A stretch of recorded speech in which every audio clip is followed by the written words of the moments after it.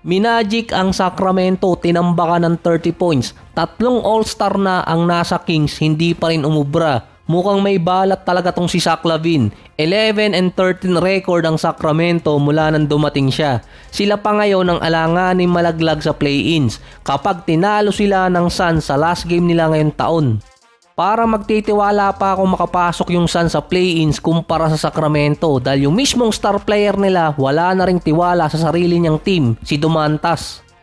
Ang Dallas naman umaarangkada ulit nang bumalik si Anthony Davis. History pa para sa kanya bilang pang number 11 na player na meron total na 18,000 points at may kasama pang 1,800 plus na blocks. Kahit nag-struggle si AD nung first half, na manage pa rin ng Dallas na magkaroon ng 58-55 na lamang. Versus Bulls, nagkaroon siya ng 18.7 rebounds, 5 assists, 1 steal at 2 blocks. Naka-minutes restriction pa si Anthony Davis niyan. So may bumubuhat sa Dallas, meron pang gumugulat dahil sinuwerte din sila kay Kai Jones. Nag-a-average lang kasi siya sa kanyang career ng 3 points at 2 rebounds sa nakaraan 3 season. Isang two-way player o two-way contract player itong si Kai Jones na kinuha ng Dallas. Nagulat din yung iba dahil sa 7 games niya, nag-average siya ng 13 points at 8 rebounds per game.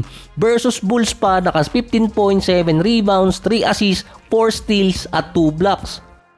Buti minalas pa nun si Giddey, naka 8 points lang. Si Kobe White naman pinakaba pa yung Dallas, naka 25 points, 11 rebounds at 2 out of 4 sa 3-point area.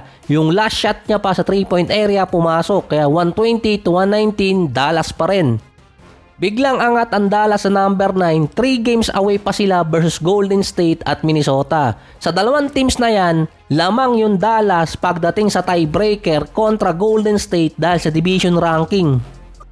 Bumalik lang si Anthony Davis, parang gumulo ulit yung standing dito sa West. Hindi pa tuloy sigurado kung sino yung malalaglag at papasok sa top 8. Sa technicality, undefeated pa rin si Anthony Davis since numating ng Dallas. 4-0 ang Mavericks under kay AD, puwera usog. 4 na beses pa lang kasi siya naglalaro dun. May 7 games pang natitira at 3 games dun LA team. 2 sa Clippers, back-to-back pa at 1 sa Lakers.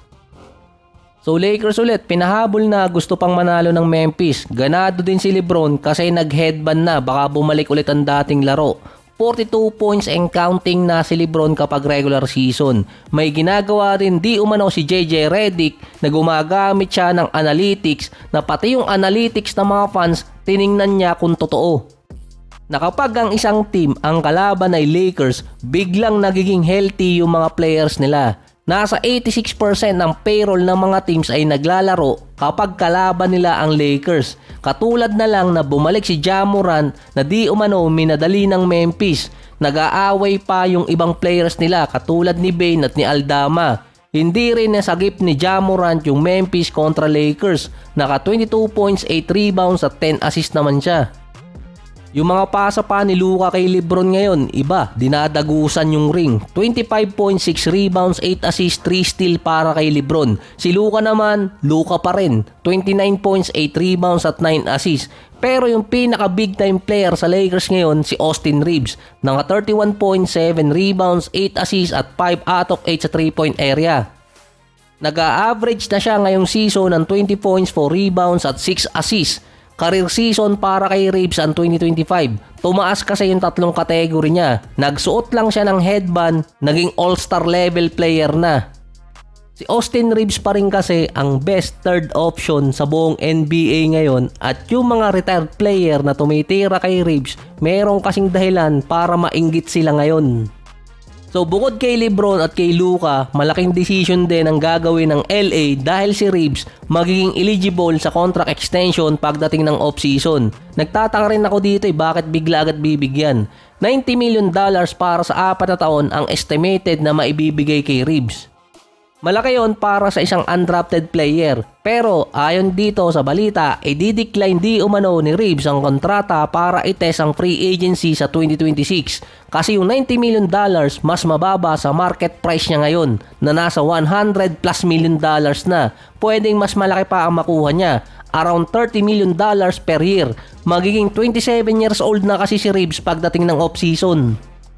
Kumbaga, balak ulit baratin ng Lakers si Austin Reeves sa kontrata, kaya bibigyan nila habang mas maaga pa dahil kapag tumaas ulit ang average ni Reeves sa susunod na taon, mas malaking pera na ang maibibigay nila at posibleng mawala pa siya sa lineup ng Lakers. Katulad na lang dating binarat talaga siya ng Lakers sa kontrata kesa inoffer ng San Antonio dati na mas malaki sa binigay ng Lakers. Ito lang kasi sa ngayon ang pwedeng ibigay ng Lakers based sa CBA at mariretain nila si Reeves until 30s niya. At least secure si Austin Reeves nun. Kaso nga lang mamimintis ni Austin Reeves yung pagkakataon na makakuha ng malaking kontrata at dumaan ng free agency.